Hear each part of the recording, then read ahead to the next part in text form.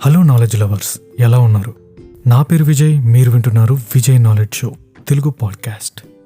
Science and technology, ముఖ్యమైన చరిత్ర, geo politics, current affairs ఈ పాడ్కాస్ట్ ద్వారా మీరు తెలుసుకుంటారు. చాలా సింపుల్గా అర్థమయ్యే రీతిలోనే ఈ పాడ్కాస్ట్ ఉంటుంది. ఒక్క మాటలో చెప్పాలంటే మీ నాలెడ్జ్ని పెంచే బ్రాడ్కాస్టే ఈ పాడ్కాస్ట్. ప్రతి శనివారం ఒక కొత్త ఎపిసోడ్ మీకోసం రెడీగా ఉంటుంది. వితౌట్ ఎనీ డిలే ఈరోజు ఎపిసోడ్ని మొదలు పెడదాం.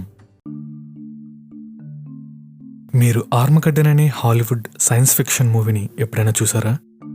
ఒక పెద్ద సిటీ అంత సైజులో ఉండే ఒక ఆస్ట్రాయిడ్ భూమి మీద పడడానికి వస్తున్నప్పుడు అది భూమిని ఢీకొట్టకుండా నాసా ప్రయత్నిస్తుంది. నాసా యొక్క టీం భూమి మీదకి దూసుకువస్తున్న ఆస్ట్రాయిడ్ మీదకు చేరుకుంటారు. ఆ ఆస్ట్రాయిడ్లో పెద్ద గొయ్యిని తవ్వి న్యూక్లియర్ బాంబుని ఫిక్స్ చేసి ఆస్ట్రాయిడ్ని పేల్చేస్తారు. దీంతో ఆస్ట్రాయిడ్ 2 ముక్కలయ్యి భూమిని ఢీకొట్టకుండా దూరంగా వెళ్ళిపోతుంది. భూమికి పెద్ద ప్రమాదం తప్పుతుంది. ఇది ఆర్మగడ్డన్ మూవీలోని మెయిన్ స్టోరీ. ఇది సైన్స్ ఫిక్షన్ మూవీ కావచ్చు, కానీ ఇలాంటి పరిస్థితి నిజంగానే జరిగే అవకాశం ఉంది. ఒక పెద్ద ఆస్ట్రాయిడ్ భూమి మీద పడితే మొత్తం భూమి మీద ఉండే మనుషులు, జంతువులు, మొక్కలు దాదాపు అంతరించిపోతాయి. ఆల్రెడీ 660 లక్షల సంవత్సరాల క్రితం ఇలాంటి సంఘటన ఒకటి జరిగింది. అప్పట్లో డైనోసార్స్ భూమి మీద ఉండేవి. సుమారు 660 లక్షల సంవత్సరాల క్రితం 10 కిలోమీటర్ల కన్నా ఎక్కువ సైజులో ఉండే ఒక ఆస్ట్రాయిడ్ భూమి మీద పడింది.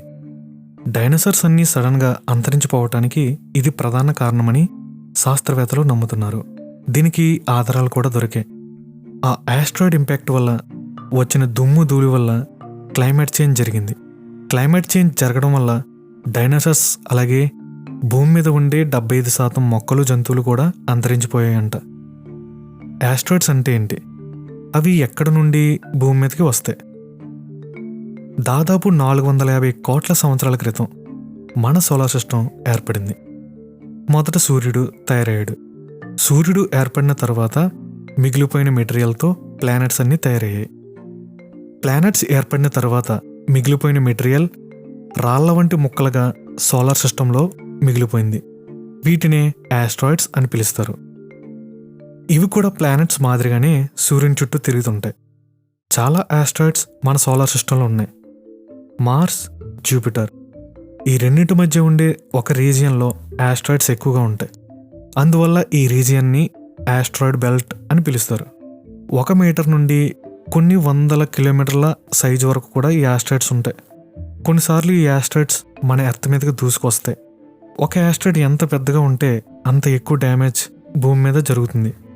ఒక ఆస్ట్రాయిడ్ వల్ల డైనోసార్స్ అన్నీ సడన్గా అంతరించిపోయాయంటే మనం అర్థం చేసుకోవచ్చు ఆస్ట్రాయిడ్స్ ఎంత నష్టాన్ని కలిగించగలవో.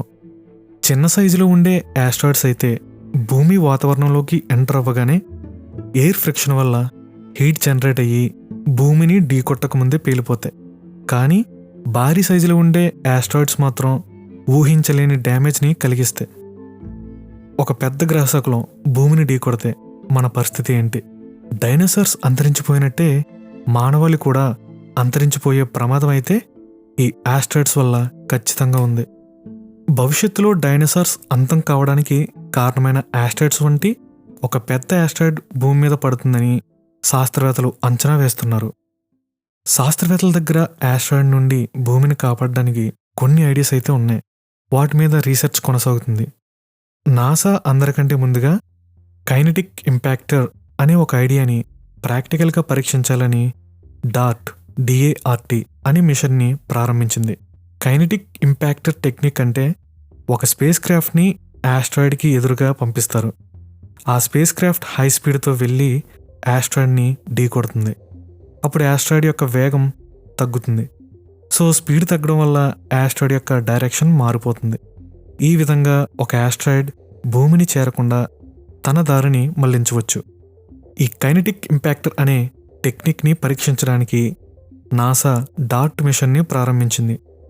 నవంబర్ 24, 2021 ఒక స్పేస్ క్రాఫ్ట్ని డైమార్ఫస్ అనే ఆస్ట్రాయిడ్ని ఢీకొట్టడానికి పంపించింది.